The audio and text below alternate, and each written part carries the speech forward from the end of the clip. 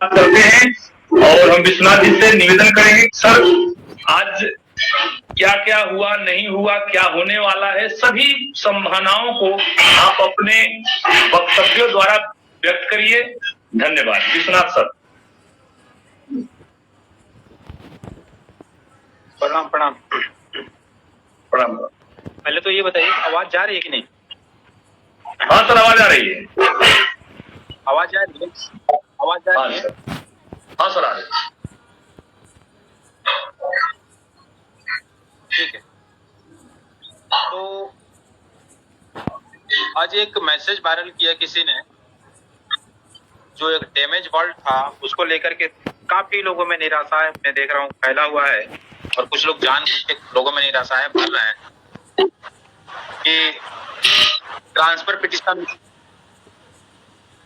Appropriate bench में चला गया तो इसको लेकर के बड़ी मतलब पता नहीं क्या पहाड़ टूट पड़ा है, लोग उससे निराश हुए पड़े। देखिए घर बनने में बहुत समय लगता है, तोड़ने में समय नहीं लगता। आपका घर टूटा हुआ है, कुछ तो समय लगेगा। ट्रांसफर पिटीशन ही एक ऐसा माध्यम था जिसके माध्यम से हम लोगों ने आप में विश्वास जगाया था। उसी विश्वास पे आप लोग भरोसा करते हुए यहाँ तक आज पहुंचे। ईश्वर की कृपा रही कि ट्रांसफर पिटीशन तो हमारा अभी भी पेंडिंग है और उसमें गतिविधियां हो रही है, कार्रवाइयां हो रही हैं। संभवतः जहां तक मुझे ध्यान आ रहा है ट्रांसफर पिटीशन की ये तीसरी या चौथी है। आप लोगों ने देखा होगा इससे पहले जितने भी केस आए थे कितनी हेयरिंग हुई थी और क्या क्या समाधान मिला था। वो उसको अप्रोप्रिएट बेंच में जाना ही था, यह तय था वो जाएगा। दुख इस बात का है कि जो इससे पहले यूट्यूब पर आकर के बोल रहे थे कि हमारी एसएलपी को अपने ट्रांसफर पिटीशन के फायदे के लिए टैग करा लिया गया, हमारे सीनियर से पैर पकड़ कर टैग करा लिया गया। आज वही सीनियर कोर्ट में माई बाप कर रही थी कि नहीं नहीं नहीं हमारी एसएलपी को डी टैग मत कीजिए। किसी ने देखा होगा वीडियो तो ठीक है, वरना हम इस सेशन के बाद वो वीडियो अभी आपको देने जा रहे हैं, आप अपलोड कर दीजिएगा, क्लियर आवाज मिलेगी। तो अब वो मैं चाहूंगा कि वो चैनल जो कहता था पहले कि मेरे खुद अपने 10 लोग एनआरएस डीएलएड के हैं, आज तक एक का नाम नहीं बताया, वो चैनल आज उनको लाइव लाए और ये देश के 12 लाख जो एनआरएस डीएलएड कैंडिडेट उनको बताए कि उस समय उसने झूठ बोला था या आज उसने कोर्ट में झूठ बोला। जब उसके एसएलपी को हमने टैग कराया था तो हम डी टैग करने के लिए आईए क्यों लगाएंगे, और जब हमने आईए लगाया डी टैग करने के लिए तो उन्होंने उसका अपोज क्यों किया, उसके लिए 2.5-3 लाख रुपया खर्च क्यों किया। उनको पता था कि हमारे एसएलपी के साथ क्या होने वाला है। उनको अच्छा खासा बना बनाया जो होता है ना, बना बनाया खाने वाले कुछ लोग होते हैं,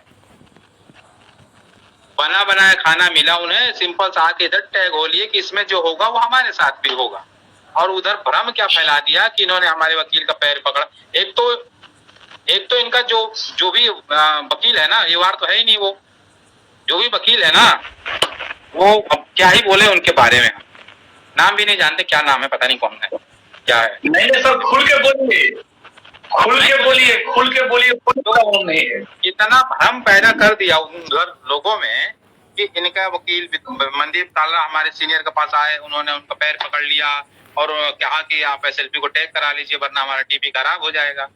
अरे जब हमने इतना कुछ किया तो हम आपको डी टैग क्यों कराएंगे। मनोज जी, अगर आपने हमें यूट्यूब चैनल पे बुलाया है तो आप हमें क्यों भगाएंगे। बिल्कुल बिल्कुल सर, सत्कार करना चाहिए ना। आपने 2.5-2 लाख 2.25 लाख का आप वकील लेकर आए कि नहीं नहीं माइलोट माफ कर दीजिए, छोड़ दीजिए, नहीं नहीं हमारा सेम मामला, जो मामला आपका वही मामला हमारा है। अभी तक आप चीख चीख के चिल्ला चिल्ला के कह रहे थे कि हमारा बंगाल का मामला अलग है। अब क्या हुआ है, जवाब को जवाब है तो दीजिए, आप बोलिए ना। आपके सीनियर क्यों बोल रही थी कोर्ट में कि सेम मामला है, सेम जो ट्रांसफर में दिक्कत है वही हमारे में दिक्कत है, क्यों बोला उन्होंने। बोलना चाहिए ना कि हमारा मामला अलग है, हम डिटेक्ट कर दीजिए, हम अलग सुनवाई करवाएंगे। क्यों नहीं करवाया? और क्या बोलते थे, ट्रांसफर पिटीशन क्या होता है? इससे पहले जब हम ट्रांसफर पिटीशन ला रहे थे तो ये बोलते थे क्या होता है transfer petition, what is this transfer petition. समझ में आ गया ना ट्रांसफर पिटीशन क्या है? तो ट्रांसफर पिटीशन जहां गया है, जैसे भी गया है, वो सही जगह गया है। और उसमें अब क्या क्या होगा भगवान मालिक है, लेकिन जो वहां पर होता है ना कि केकड़े को बाल्टी में डाल दो तो चढ़ बेटा, आप देखते हैं हम भी, बाल्टी के जो पकड़ने वाला होता है ना वो हमारे हाथ में, पड़े रहो बाल्टी में। तो ये है, तो उससे कोई घबराने वाली बात नहीं है कि ट्रांसफर पिटीशन अप्रोप्रिएट बेंच में जा रहा है। तो हो सकता है वो गवाही के बेंच में जाए, या हो सकता है वो उसी बेंच में फिर चला जाए जहां से एसएलपी टैग होने के लिए आदेश हुआ था, वहां भी तो जा सकता है ना। अभी पता तो नहीं है ना कि कहाँ जा रहा है, सीजीआई साहब क्या डायरेक्शन देते हैं वो तो उस समय की बात है, अक्टूबर में 21 अक्टूबर को पता लगेगा। खैर जो भी है, ट्रांसफर पिटीशन पे ज्यादा तो बात आदर्श जी ही बताएंगे। आज कीड़े बहुत तो उड़ रहे हैं। क्या बचा भाई? अच्छा आदर्श जी को, हाँ सर बात को रखिए अपना। जी जी, मेरी आवाज मिल पा रही है आपको? एकदम आ रही है सर, एकदम आ रही है। आपका धन्यवाद मौका देने के लिए, और सभी साथियों को नमस्कार। ये एनआईओ जेलर जितने भी अभ्यर्थी हैं, सेवा में है या सेवा में नहीं है, जिनका सहयोग था उनको भी धन्यवाद, और जिनका नहीं था उनसे उम्मीद करते हैं कि आगे वो करेंगे। देखिए, जब से हमने ये केस शुरू किया, रिव्यू हो, टीपी हो या एमए हो, रिव्यू की सुनवाई हुई, हमने 2 सुनवाई में देखा कि हमने क्या करके दिया है। टीपी की सुनवाई हुई, हमने अपना केस एक्सेप्ट करवाया, हमने केस में नोटिस करवाया 2 हियरिंग में, और तीसरी हियरिंग आज थी जिसमें होना ये था कि हम ट्रांसफर पिटीशन में केस हमारा एक्सेप्ट हो ही गया है, नोटिस उसमें हो ही गया था। आप लोगों ने देखा भी है, मैंने ट्विटर के जरिए भी बताया, मनोज जी के भी बताया, दूसरे यूट्यूब चैनल ने भी बताया कि उसमें एनआईओ पार्टी बन के भी आ गई है, एनसीटी पार्टी भी बन के आ गई है। ठीक है, उसमें यूपी और बिहार स्टेट नहीं आए थे, बट बेसिकली मैटर डिसाइड होना है हमारा यूनियन ऑफ इंडिया वर्सेस है। पार्टी तो चलो ठीक है, स्टेट है, बिहार है, यूपी है, कोई दिक्कत नहीं, बट बेसिकली रिस्पोंडेंट एनसीटी था, वो साथ हमारे थे। आज के डेट में हमारी कोर्ट में क्या बात होती? कोर्ट में आज की डेट में हमारी ये बात होने वाली थी कि लॉर्डशिप, हमारे केसेस जो हैं जयवीर सिंह केसेस से इफेक्टिव हो रहे हैं, तो कृपया हमें संरक्षित कीजिए, क्योंकि हम उस केस में पार्टी नहीं थे, हमको आप अलग से सुनिए। और अगर आप नहीं सुन रहे हैं तो जज की इच्छा, वो बेंच सुनती या किसी दूसरे बेंच में ट्रांसफर करती, चाहे जयवीर सिंह बोरा के बेंच, जयवीर सिंह केस जिसमें फाइनलाइज हुआ उसमें ट्रांसफर करती, या फिर किसी लार्जर बेंच को ट्रांसफर करती, या फिर सीजीआई को ट्रांसफर करती। आज की डेट में हमारे ये केस में होने वाला था। हम सीधा हमने कोर्ट छिपाया नहीं है। जिस दिन हम कोर्ट में गए, हमने फर्स्ट टाइम बताया है कि हम जयवीर सिंह केस से इफेक्टिव हैं, इसलिए हम सुप्रीम कोर्ट आए, क्योंकि मैटर ऑलरेडी डिसाइडेड है। तो हमारे केस में डिसाइड होना है रूल ऑफ लॉ, कि आप हम जो है, हमको सुना नहीं गया और हम आपके जजमेंट से इफेक्टिव हो रहे हैं, तो लॉर्डशिप हमको सुनिए। और उम्मीद उसमें ये भी होता है कि एनसीटी की तरफ से फिर वकालतनामा फाइल हुआ है, तो एनसीटी को कोर्ट नोटिस करती कि आप अपना सबमिशन दीजिए, आपका क्या ओपिनियन है आप दीजिए। एनआईओ से पूछती कोर्ट कि आपका क्या ओपिनियन है, आप अपना ओपिनियन दीजिए। यूनियन ऑफ इंडिया को नोटिस गया है, बट उनकी तरफ से आज कोर्ट में कोई था नहीं। उनसे हमारा पूरा प्लान था कि हम उनको पूछते, बता देंगे सर। इसका मैंने देख लिया पीयूष अग्रवाल। हाँ सर, इनका एक तो जवाब दे दीजिए कि वेस्ट बंगाल का केस और उत्तर प्रदेश का केस डिफरेंट क्यों है, थोड़ा उस पर क्लियर कर दीजिए, बहुत लोग कंफ्यूज हैं।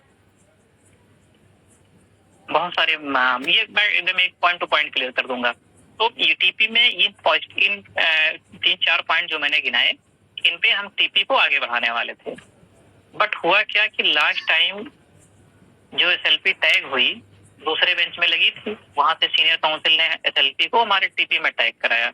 अब चूंकि हुआ क्या कि एसएलपी टैग होने के बाद एसएलपी में रिस्पोंडेंट डिलीशन जिस आईए को ये भ्रम फैला के लोगों में बताया गया कि उस आईए में हम ये डिमांड कर रहे हैं कि आप लोगों को किसी भी भर्ती में पूरे भारत में न रोका जाए। एसएलपी बंगाल की आई है, बात पूरे भारत की हो रही है, सिर्फ मूर्ख बनाने वाली बात। आईए क्या लगाई गई थी? रिस्पोंडेंट डिलीशन की। रिस्पोंडेंट डिलीशन क्या होता है मैं आपको वो भी क्लियर कर देता हूँ। सर रिस्पोंडेंट डिलीशन ये होता है कि मान लीजिए हमारा ट्रांसफर पिटीशन केस था, हम ट्रांसफर पिटीशन में सिर्फ 5 लोग पार्टी बन के सुप्रीम कोर्ट गए। यूपी के लगभग 70-80 पिटिशनर थे 2 केसेस से मिला के, और बिहार के जो लगभग 150 के आसपास पिटिशनर थे। तो बिहार से 2-3 लोग गए, 2-3 लोग यूपी से गए, बाकी सब नहीं गए। तो बाकी सबको हमने नोटिस भेजा। आपने देखा होगा यूट्यूब पे बात हुई, काफी लोगों ने कहा कि बैग सुप्रीम कोर्ट से एक पैकेट मिला है सबको, 400-450 पेज का सबको नोटिस मिला है। तो वहां हम जानते, तो जो लोग पार्टी बन के हमारे साथ गए वो पिटिशनर हुए, और जो लोग पार्टी बन के हमारे साथ नहीं गए वो रिस्पोंडेंट हो गए। उसमें respondent NCT, NIOS, union of India, state government of Bihar, state government of UP के अलावा वो पिटिशनर भी रिस्पोंडेंट हो गए जो कि हाई कोर्ट में पिटिशनर थे। हमने कोर्ट को ये नहीं कहा कि हम उनको इन्फॉर्म नहीं करना चाहते या हम उनको पार्टी नहीं बनाना चाहते। हमने ऐसी कोई ये नहीं लगाई कि आप उनको डिलीट कर दीजिए। हमारे पास ये चांस था, बट उसका नेगेटिव व्यू भी होता है कोर्ट के सामने कि जो बच्चे हाई कोर्ट में लड़ रहे थे उनको आप यहाँ क्यों नहीं ला रहे हैं और आप क्यों आए। तो हमने कोर्ट से उन सभी को नोटिस दिलवाया, बिहार के सभी साथियों को, यूपी के सभी साथियों को नोटिस मिला, और नोटिस मिला इसी के साथ एनसीटी, एनआईओएस और यूनियन ऑफ इंडिया को, और state government of UP Bihar को मिला। ये हमने किया। उन्होंने क्या किया कि उन्होंने अपने रिस्पोंडेंट को या जो पिटिशनर हाई कोर्ट में थे उसको डिलीट करने के लिए एक आईए लगाया। उस आईए की सुनवाई 6 सितंबर को चैम्बर में हुई, जिसका वीडियो आपने कर डाला है। उस वीडियो में आप लोग साफ साफ देख सकते हैं, जिन लोगों ने नहीं देखा है तो वो वीडियो का डिस्क्रिप्शन आप इस लिंक यूट्यूब की इस वीडियो के डिस्क्रिप्शन बॉक्स में उसका लिंक दे दीजिएगा, ये आई बटन पे दे दीजिएगा। मेरी रिक्वेस्ट है आपसे, आप उसमें साफ साफ देख पाएंगे कि किस तरीके से बंगाल एजुकेशन बोर्ड या प्राइमरी एजुकेशन बोर्ड बंगाल का है, वहां पे उनके काउंसिल श्री कुणाल चटर्जी जी किस तरीके से वो रिस्पोंडेंट डिलीशन को ऑब्जेक्शन कर रहे हैं, एकदम साफ साफ देखा जा सकता है। और साथ ही में बंगाल में जो शिक्षक भर्ती की केसेस चल रहे हैं अभी भी, उसमें भी बंगाल गवर्नमेंट एनआईओएस यूनिट को सपोर्ट नहीं कर रही है। इस समय भी हाई कोर्ट में केसेस पेंडिंग है। मेरा रिक्वेस्ट है आपसे कि अगर वो कोई वीडियो हो तो आप लाइव चलवा दीजिए। बंगाल भर्ती बोर्ड ये कह रहा है कि लॉर्डशिप मैटर जयवीर सिंह में डिसाइडेड है। जो वो हाई कोर्ट में कह रहा है मैं वो आपको बता रहा हूँ, अभी जो सुप्रीम कोर्ट में काम है वो भी बताऊंगा। जो अभी केसेस चल रहा है वहां का मैंने एक लाइव सेशन देखा, वहां कोर्ट में बंगाल बोर्ड की तरफ से कहा गया कि सर मैटर डिसाइडेड है, सिंगल बेंच डिवीजन बेंच से डिसाइडेड है, इसलिए इनको शामिल न किया जाए। और जयवीर सिंह जजमेंट के और कलकत्ता हाईकोर्ट के जजमेंट के अकॉर्डिंग हमारे बंगाल बोर्ड ने, शिक्षक भर्ती बोर्ड ने जो है अमेंडमेंट भी कर दिया, हमने एनआईओएस को बाहर कर दिया है। ये जो एसएलपी या गई है सुप्रीम कोर्ट में, इसमें तो वो हार गए सिंगल डिवीजन में। इसके बाद एक और केस फाइल हुआ है, मैं उसकी बात कर रहा हूँ। उसमें ये आर्गूमेंट बंगाल शिक्षक भर्ती बोर्ड कर रहा है, सेम आर्गूमेंट वो सुप्रीम कोर्ट में कर रहे हैं। अब ये बताइए कि हमारे टीपी में कोई किसी स्टेट का कोई ऑब्जेक्शन था? कोई रेगुलर डीलर या कोई अदर कोई कैंडिडेट पार्टी था? बिल्कुल नहीं था। हमारे कोई था ही नहीं। अब अगर टीपी के साथ एसएलपी टैग होती है तो सीधा सा मैटर है कि दोनों केस सिमिलर हैं, एक ही मैटर है। तो उसमें चाहे हम आर्गूमेंट करें या एसएलपी के काउंसिल आर्गूमेंट करें, उसमें अपोज बंगाल शिक्षक भर्ती बोर्ड करेगा, बंगाल गवर्नमेंट अपोज करेगी। तो अपने आप एक विरोधी तैयार हम क्यों कर लें? इसीलिए हमने उसमें डी टैग के लिए एक आईए फाइल किया। अब मैं आपको ये बताऊंगा कि आईए ये जो डिफरेंट क्यों है यूपी के केस से। सर यूपी के केस 2019 यूपी टीटी और जूनियर एडेड टीचर रिक्रूटमेंट 2021 का है। 2021 में जयवीर सिंह का जजमेंट आया था क्या? जयवीर सिंह का जजमेंट 2023 में आया है उत्तराखंड का मैटर का। जी। तो हमारा केस तो तब का है कि जब तो जो है हमारे केस हाई कोर्ट में तब के हैं जब तक ये केस आया भी नहीं था, उसका जजमेंट नहीं आया था। और ये तो जयवीर सिंह के केस के अकॉर्डिंग इनका मैटर डिसाइड हो चुका है, ये हाई कोर्ट से इनका मैटर डिसाइड है। हमारे मैटर हाई कोर्ट में पेंडिंग है।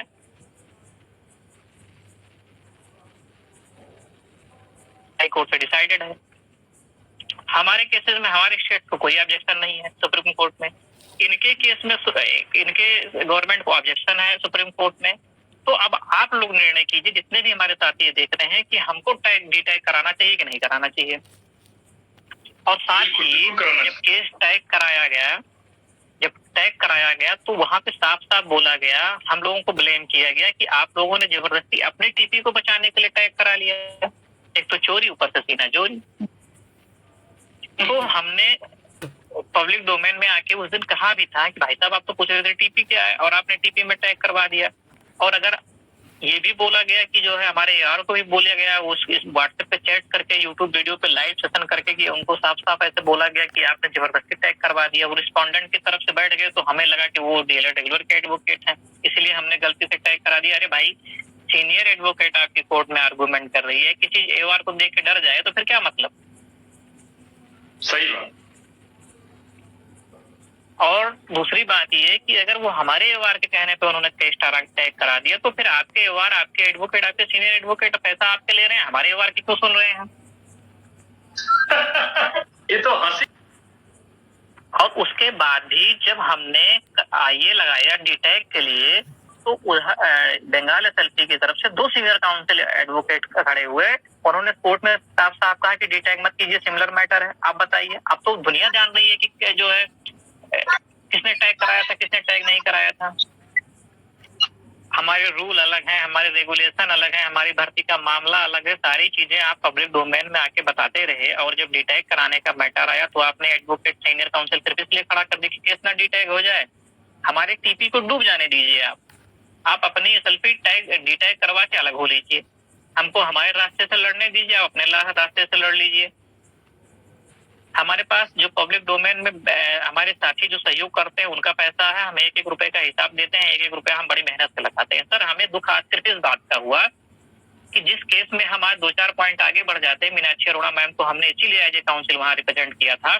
हमारे पास दूसरे ऑप्शंस थे। अगर हमको डेट ही लेनी होती तो हमारे मनदीप कालवा जी, जिन्होंने इतने सारे मैटर डिसाइड करवाए हैं सुप्रीम कोर्ट में, हाई कोर्ट में, उनको ये बिल्कुल उनकी इतनी क्षमता है कि इस केस में जितना आज का आर्गूमेंट हो वो खुद कर लेते। बट हमने उनको फोर्सली कहा कि नहीं, हम जो है हमने अपने साथियों से वादा किया है, ये लोग हमारे साथ हमेशा साथ में खड़े रहे हैं, और कल को कोई दिक्कत हो जाएगी तो ये लोग कहेंगे कि आप लोगों के पास पैसा था फिर भी आप लोगों ने ये सीनियर काउंसिल क्यों नहीं लेके आए कोर्ट में। हमने उनको फोर्सली कहा कि नहीं, आप मीनाक्षी मैम को लेके आइए, हम उसमें 2-4 पॉइंट आगे बढ़ते हैं। और हमने इसीलिए ट्वीट करके कल बता भी दिया था, हमारी तरफ से मैसेज भी कर दिया गया था कि हमें पूरी उम्मीद है कि डीटैग का ब्यूरो अपोज नहीं करेंगे आप, क्योंकि आप बोल रहे हैं कि वो जबरदस्ती टैग हुआ, हमारा मैटर अलग है। और आज जब कोर्ट के सामने ये बात हुई कि हमारे स्टेट की तरफ से जो है अभी काउंटर नहीं फाइल हुआ है, तो हमको थोड़ा सा समय दे दीजिए नोटिस करते हुए, और जो है मेन टाइम में आप आइए डीटैग कर दीजिए। उन्होंने, दोनों काउंसिल ने उनके अपोज किया कि नहीं डीटैग मत कीजिए, सिमिलर मैटर है। अरे भैया, आपका राज्य अलग है, आपका स्टेट अलग है, आपका रूल अलग है, आपके रेगुलेशन अलग है। हमने जबरदस्ती टैग करवाया तो अब क्या पड़ी थी आपको टैग करवाने की? आपको तो आप मौका मिला था, आप तो सीधे सीधे बच के निकल जाते। तो बड़ी बड़ी बातें करके लोगों को बेवकूफ बनाने बंद कर दीजिए। और इतना ही दम है तो आप अपने केस को अलग कराइए और लड़के दिखाइए। बहुत ही, अगर आप जानकार हैं कानून के, और जो आपके काउंसिल हैं बहुत जानकार हैं नियम कानून के, तो अपने केस को डीटैग करवाएं और लड़के दिखाएं कोर्ट में। हमने तो शुरू से कहा था कि हम जो रिव्यू में हम कह रहे हैं, जो हम कह रहे हैं वो हम करके देंगे। हमने कहा था ओपन कोर्ट हेयरिंग करवाएंगे, लोग कहते हैं रिव्यू में ओपन कोर्ट कहाँ होता, हमने करवा के दिखाया, हमने टीपी में नोटिस करवा के दिखाया। आज सिर्फ दुख इस बात का है कि हमने मीनाक्षी अरोड़ा सीनियर काउंसिल की फीस पे की, और वो हमारा पैसा, हमारे साथियों का पैसा, हमारी मेहनत का पैसा, हमारे इतना दिन का समय, हमारा इतना वेटिंग जोन, इतना सब कुछ जो है सिर्फ इसलिए बेकार चला गया क्योंकि इन्होंने डीटैग नहीं होने दिया केस को। नहीं तो उस केस में हम 2-4 पॉइंट आगे बढ़ गए होते। बिल्कुल। और अभी भी अगर इतनी ही दिक्कत है तो अभी भी इस कोर्ट ने एप्रोप्रिएट बेंच में सीजीआई सर को मार्क किया है कि आप इसको डिसाइड कीजिए कि ये केस किस बेंच में लगे, ताकि इनके जो आईए जो है वो डिफाइन हो सके। तो फिर जब भी आईए लगेगी हम फिर डिमांड करेंगे कि इसको डिटेक्ट किया जाए। बिल्कुल हमारी एक ही डिमांड है, हमारे केस में कोई अपोजिशन नहीं है, हमारा कोई अपोज नहीं कर रहा है, तो हम बेकार में अपना पैसा इतना समय गंवा के हम एक विरोधी नहीं खड़ा करना चाहेंगे। हमारी सीधी सीधी एक ही पॉइंट में एक ही बात है कि इस केस को हम डिटेक्ट कराएंगे और ये डिटेक्ट कराना जरूरी भी है। इसके तथ्य मैंने आपको दे दिए हैं, इसके एविडेंस भी हमने आपको दे दिए हैं। बिल्कुल और अभी भी लोगों को लग रहा है कि हम लोग गलत कर रहे हैं, तो आप लोग आके बोल दीजिए कि नहीं आप लोग गलत कर रहे हैं, आपको टैग करवा के लड़ना चाहिए, तो हम लोग केस छोड़ देंगे। जिसको भी आके लड़ना है आप फ्रंट पे आके लीड कर लीजिए। इस काम का हमें बिल्कुल भी शौक नहीं है। हमें सिर्फ शौक इस चीज का था कि हम लोग ईमानदारी से लड़ेंगे, और महंगी चीज है ईमानदारी का शौक बड़ा महंगा होता है, वो हम लोगों ने देखा भी कि हम ईमानदारी से लड़ेंगे और ईमानदारी से सारी चीजों का अपडेट देंगे, एक एक पॉइंट आपको बताएंगे जब भी होगा सामना। बीच में डेट नहीं लग रही थी, लोगों ने काफी हल्ला करना शुरू कर दिया। रिव्यू की डेट मंदिर सर ने खुद ही बताई कि नहीं लग रही, क्यों नहीं लग रही, उन्होंने साफ साफ बोल दिया है। जो लोग समझ रहे हैं, समझदार होंगे, समझ जाएंगे। कुछ डेट लग रही है, बहुत जल्दी लग रही है केसेस में, वो आप देखेंगे।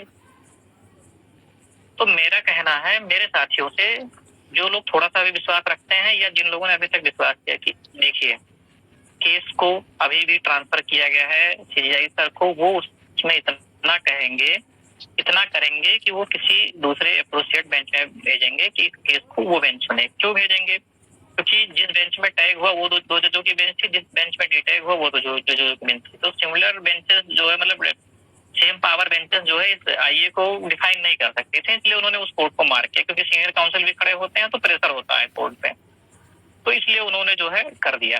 इसमें कोई डरने या घबराने वाली बात नहीं है। केस को अगली बार जब लगेगा, और डेट आ भी गई है उसमें 22/10 आई है सर, 21/10 आई है, 21/10 आ गई है डेट उसमें।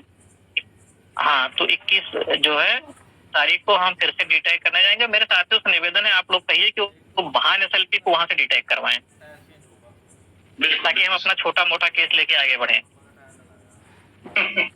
वो महान, हाँ, मेरा यही निवेदन है। और अभी भी जो साथी, अगर किसी को कोई डाउट्स हो, हम उस और महान उनके जो यात्रा करते हैं उनको भी यही कहना चाहेंगे कि महाराज आपका एसएलपी बहुत मजबूत है, आप ही जिताएंगे, आप हमसे अलग हो जाएंगे, हमें अकेले लड़ने दीजिए, हम कमजोर है, हमें कमजोर ही रहने दीजिए। और हमें उस महान मत दीजिए, वो जो कौन है जो लंबा लंबा वीडियो बनाते हैं, नाम नहीं जानता हूं मैं, उनको भी कहना चाहूंगा सही है कि आपका मामला अलग है, सुप्रीम कोर्ट आपके साथ गलत कर रहा है हमारे साथ टैग करके, तो मामला अलग है, आप अलग अलग सुनवाई कराएंगे। और है आप में हिम्मत तो आप उसको डिटेक्ट कराइए, हम आपको चैलेंज करते हैं। बिल्कुल। अच्छा सर, मनोज जी, मैंने आपको एमए को हम लोग सर मेंशन करवा रहे हैं बार बार कोर्ट में। एक मिनट मनोज जी, मैंने आपको लाइव होने से पहले व्हाट्सएप किया था, आपने शायद उसको नहीं पढ़ा है, उसे पढ़ लीजिए, तभी हमसे कोई भी सवाल कीजिए। बाकी रही बात अन्य केसों की, जितने भी केसेस हैं हमारे, हम उसको यहाँ पब्लिक डोमेन में मोड़ नहीं फाड़ना चाह रहे हैं, उसके बारे में कुछ भी क्या होने जा रहा है क्या नहीं होने जा रहा है। हम हर काम को बड़ी बारीकी से, बड़ी समझदारी से और बड़े सावधानी से लेकर के एक एक करके आगे बढ़ रहे हैं, ठीक है। जो स्टेट एडमिन है उनको इस बारे में संपूर्ण जानकारी है और वो अपने हम पे भरोसा जाहिर कर रहे हैं और अपने केस को लेकर के निश्चिंत है। हमको चाहिए जरूरत है, हमें जरूरत नहीं मालूम पड़ता है कि हमें इसको यहाँ यूट्यूब पे बताना चाहिए। तो पहले तो आपने लाइव किया तो मैंने इससे पहले ही आपको व्हाट्सएप कर दिया था कि आप हमें ये सवाल नहीं करेंगे, तो उनको आप ठीक है। और आगे कोई बात की रही बात रिव्यू की, तो रिव्यू की जल्दी ही सुनवाई होने वाली है। और हाँ, एक चीज और कहना चाहूंगा, महाराज रिव्यू में मत आ जाइएगा कहीं कि हमारा मामला एक है। गवई जी का बेंच है। अरे जिसको काम बिगाड़ना है वो हमेशा काम बिगाड़ते हैं। हाई कोर्ट का वकील, हाई कोर्ट का जज डांट दे रहा है जिस काउंसलर को, जिस अधिवक्ता को सुप्रीम कोर्ट का वकील और हाई कोर्ट के जज डांट रहे हैं। हम जितनी भी हेयरिंग देखे सब में उनको उल्टी डांट पड़ी हुई है। और वही आदमी है जो पहले दिन एनआरसी केस में स्टे लगवाया। हम आज खुलकर बोल रहे हैं, हमें पूरी इंफॉर्मेशन थी, हमें पूरी जानकारी थी कि आज स्टे लगना है। 2 दिन पहले हमें जानकारी थी। हम ले लेंगे, बस एंड करते हैं, टाइम हो गया।